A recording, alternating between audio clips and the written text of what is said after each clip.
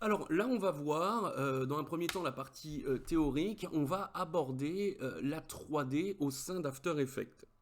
Alors, quand on dit 3D, il va falloir faire attention à plusieurs choses. Ce qu'on va voir là, c'est exactement la 2D5. C'est-à-dire que After Effects, aujourd'hui, on est en 2024. Ici, je travaille sur une version 2023. Aujourd'hui, After Effects, bien qu'il ait un gros effort encore à fournir pour avoir un bel espace 3D dans After Effects, même s'ils ont considérablement fait des efforts, mais qu'ils sont encore très loin d'avoir quelque chose de très stable et de très intuitif. On est aujourd'hui toujours à l'heure de la DD5, sauf pour la version bêta 2024, qui est toujours en version bêta à l'heure où je vous parle, qui permet de venir importer des volumes 3D et de travailler en full 3D. Donc, à l'ancienne, ils avaient fait ce qu'on appelait le lanceur des rayons dans After Effects, qui n'a pas du tout fonctionné parce que c'était pas du tout intuitif. La machine, elle ramait considérablement et puis ça n'a pas marché. Ils ont aussi fusionné avec Maxon pour Cinema 4D. D'ailleurs, vous avez tous Cinema 4D en général par défaut que vous installez en installant directement After Effects parce que vous installez Cinema 4D puis vous le retrouvez ici en mode Cinelight. Et vous verrez dans votre dossier After Effects, vous avez Cinema 4D mis gratuitement en version light. Ça, faut juste le savoir. Et puis, on a aussi le plugin de Andrew Kramer, Video Copilot, qui permet aussi de venir mettre un plugin pour faire du volume 3D au sein d'After Effects. Mais nativement, After Effects aujourd'hui ne permet pas, sauf en version bêta, ne permet pas en fait de faire de la 3D. After Effects, il a un environnement en 3D, on verra qu'il y a quelques bugs aussi, mais qui permet de faire de la 2D5 exactement. Donc la 2D5, qu'est-ce que c'est? C'est un calque en 2D dans un environnement en 3D. C'est pas la 3D des pauvres, comme on entend beaucoup, c'est vraiment un parti pris avec un style qui est vraiment propre à lui. La 2D5, c'est très joli, personnellement c'est ce que je trouve très joli, j'adore faire de la full 3D, mais la 2D5 c'est carrément différent, c'est une autre approche, c'est une autre perception, c'est un autre choix artistique à ne pas négliger en se disant je préfère ne pas en faire parce que c'est pas de la full 3D. Alors, After Effects, vous voyez, on peut effectivement voir ce genre de choses. Alors ça, c'est des travaux que j'ai fait faire aux étudiants que j'ai dans une école à Angers qui s'appelle l'EGP. Donc on a fait un diorama. Alors je ne sais pas si on verra bien, j'ai essayé de monter les niveaux. Mais en gros, voilà l'idée. On voit qu'il se passe plein de choses. Donc on est bien dans un espace 3D avec des calques en 2D. Ce qui signifie tout simplement, c'est comme si en fait, alors ça c'est un diorama, hein, ce qui signifie tout simplement que c'est comme si on avait pris en fait des feuilles cartonnées, qu'on avait dessiné des choses dedans, et puis qu'on avait finalement découpé les formes et qu'on était venu les coller. Et puis on avait placé des petites LED en fait pour faire des effets d'éclairage et autour on était venu mettre de la lumière. En gros, si on regarde d'un peu plus près, c'est vrai qu'on voit effectivement que tout est plat. Par exemple, si on regarde en fait les grilles là au niveau de la clôture, on voit que tout est plat. Si on regarde la tombe, c'est plat. Si on regarde les arbres, c'est plat. Si on regarde l'arbre ici, c'est plat. Et on voit effectivement que la structure ici, donc, c'est comme si on avait collé donc un carton sur le sol avec deux cartons au fond pour le mur à gauche et le mur à droite. Et puis on a collé une texture en fait au fond avec une image, on a donné un style un peu cartonné, etc. Donc en gros voilà l'idée. Et puis on place des lumières et on voit que ces lumières en fait permettent de projeter des ombres. Par exemple on voit l'ombre du squelette ici, mais on peut la voir en fait se projeter sur l'arbre, on peut la voir se projeter un peu partout. On peut faire en fait vaciller la lumière, c'est-à-dire que la lumière elle va scintiller pour donner des irrégularités en fait au niveau de l'éclairage. Et puis on peut venir animer, alors là on voit pas trop, mais on verra qu'il y a une petite porte qui s'ouvre et derrière il y a une petite lumière et on voit que ça laisse rentrer la lumière. Alors on le voit bien ici quand la porte s'ouvre. Alors je ne sais pas si avec la compression YouTube vous voyez bien les choses, mais voilà en gros la 2D5. Donc c'est vraiment une approche très différente de ce qu'on pourrait voir dans un logiciel full 3D, mais ça a vraiment un look très particulier que je trouve vraiment vraiment top. Et puis on peut effectivement, comme on voit, faire appel à notre créativité par le biais en fait de notre technique. C'est que par exemple chaque élément là par exemple l'idée c'était de venir placer sur ces éléments des effets qu'on appelle rim light. Donc la rim light en fait c'est un effet d'éclairage sur du contour qui permet en fait de donner un aspect assez volumétrique et de détourer effectivement la forme et que la lumière épouse cette forme. La rim light c'est vraiment vraiment très intéressant, ce qui permet d'avoir ce genre de choses. Et quand on regarde un petit peu dans la construction, effectivement, on peut voir, je me mets en haut tiers parce que sinon on va voir que ça pompe beaucoup. Je vais juste désactiver un petit peu tout ça, voilà. En fait, si on regarde bien, c'est juste une espèce de feuille de papier, hein, c'est tout bête. On peut voir que le squelette, en fait, c'est tout plat. On peut vraiment, vraiment voir comment c'est fait au sein d'After Effects. Et ça, c'est vraiment la 2D. On verra effectivement que si on prend un logiciel 3D, par exemple en l'occurrence Cinema 4D, si je fais un cube ici, bon bah voilà, j'ai un cube, on a bien un cube volumétrique. Donc on est bien sûr effectivement ici un volume. Maintenant, en fonction de comment on va travailler notre volume, il sera plein, il sera creux, etc. Mais il suffirait effectivement en fait de regarder tout simplement comment c'est fait pour se dire que effectivement After Effects lui il va travailler comme ça, il va être vraiment pas extrudé comme on pourrait l'entendre, mais venir faire un assemblage en fait de plusieurs couches. Par exemple, je pourrais effectivement en gros représenter ce genre de choses, de cubes avec After Effects, c'est-à-dire qu'on va prendre ce genre de choses pour faire un plan, on va prendre effectivement ce genre de choses. En fait, en gros, on prend que des calques en 2D et puis on va essayer en fait, pas parler de modélisation parce que ce serait le terme ne serait pas du tout approprié, mais on va essayer en fait de faire de la construction, de l'assemblage à partir de calques 2D. Et l'idée en fait, elle est là, c'est de se dire voilà, je vais faire en fait, bah voilà, ce genre de choses pour essayer de faire telle et telle chose. Donc là, je vous le montre dans hop, Cinema 4D pour vous montrer, mais je vais vous montrer comment on fait effectivement dans After Effects. Vous voyez, donc en fait, pour faire un espèce de pseudo-cube, After Effects va effectivement travailler comme ça. Il ne va pas du tout travailler en disant je veux simplement faire un cube, je clique sur le cube. Non, lui, il va falloir assembler en fait des plans. Donc voilà un petit peu l'idée.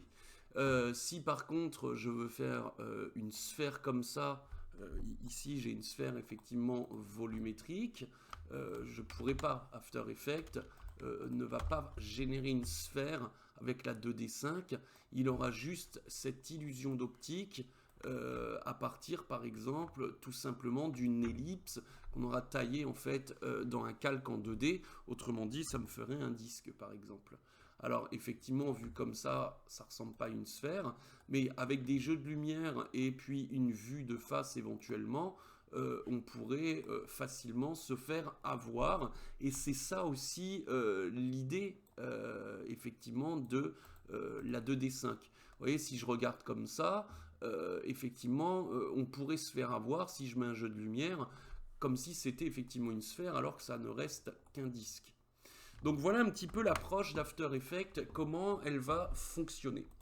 Donc si maintenant je regarde un petit peu comment c'est fait, bah, je vais venir par exemple créer une composition, donc je vais faire 1500 par 1500, hop, Je vais me mettre ici en intégrale et je vais venir donc travailler sur la démonstration insolide de 500 par 500 par exemple. Donc là, j'explique pas comment After Effects, j'explique pas les manipulations. À partir du moment où vous travaillez sur ça, je juge que déjà vous connaissez, enfin vraiment bien, vous connaissez quand même bien le logiciel. Donc, on sait qu'effectivement, j'ai deux axes en 2D. Donc, j'ai les X pour l'horizontale, donc représenté par le code couleur rouge, et les Y pour la verticale, représenté par le code couleur vert. Donc, maintenant, si je me déplace en X et en Y, on peut voir dans mes propriétés de calque, dans le gestionnaire de calque, que j'ai mes deux valeurs, en fait, qui bougent de façon dépendante l'une de l'autre, mais je pourrais aussi séparer les dimensions et travailler uniquement sur un axe sans forcément impacter l'autre. Je peux travailler de façon dépendante, mais je peux travailler de façon indépendante en fonction de ce que je fais si je sépare les dimensions. Donc je vais réinitialiser ça. Donc ça, vous connaissez. Maintenant, la 3D dans After Effects, elle va fonctionner comme ça. Je vais venir ici dans mon cube 3D, activer le cube, et on voit en fait que j'ai un gizmo qui apparaît. À partir du moment où je suis en cube 3D, il y a un gizmo. Ce gizmo, en fait, va me permettre de saisir les axes en fonction de leur déplacement. En fait, on voit qu'il y a une espèce de flèche au bout que je vais pouvoir saisir pour me déplacer. Et on voit effectivement que ça s'affiche. Vous voyez, ici, je me mets au bout. Sur la petite flèche, j'ai X. Ici, j'ai Y. Et le bleu qui est au centre. Alors, il faut faire attention parce que là, on saisit les trois. Alors que là, on saisit uniquement le Z. Donc, ici, le Z, qu'est-ce qu'il va faire? Il va faire ce genre de choses. Voilà. Hop, alors je vais y aller mollo. Voilà, il va faire ça. Alors, si on regarde effectivement en 2D, on pourrait avoir l'impression que le Z réduit tout simplement son échelle, alors que en 2D, on réduit bien l'échelle ici. Voilà. Alors qu'en 3D, effectivement, c'est juste qu'on va reculer ou avancer donc dans l'axe de la profondeur. On ne réduit pas l'échelle, comme on peut voir ici. On joue juste avec l'axe de la profondeur. Donc c'est ça qu'il va falloir prendre en compte. Et puis ce gizmo est aussi, on voit qu'on a de la rotation, on a des sphères. Donc je peux créer une rotation comme ça, je peux créer une rotation comme ça, je peux créer une rotation comme ça, en fait, sur mes trois axes. Je peux saisir les trois axes en même temps, je me déplace ici, voilà. Je peux venir saisir ici mon outil de rotation et venir en fait travailler sur mes trois axes comme ça. Donc avec l'outil de rotation ou alors au centre pour mon déplacement. Donc voilà un petit peu comment on peut manipuler l'objet en 3D. Maintenant, si je décide de vraiment me lancer dans l'aventure de la 3D, je peux effectivement refaire ce que j'ai fait au début. Donc je peux venir me dire, par exemple, ici je fais ça. Donc hop, et puis je viens faire ce genre de choses. Ici, je fais exactement la même chose. Donc je crée en fait tout simplement des rotations. Et puis en fonction des rotations et de son axe et de son déplacement, je peux faire en sorte effectivement de venir créer une sorte en fait de boîte, sorte de cube en fait. Maintenant, on va regarder un petit peu comment on va pouvoir manipuler tout ça.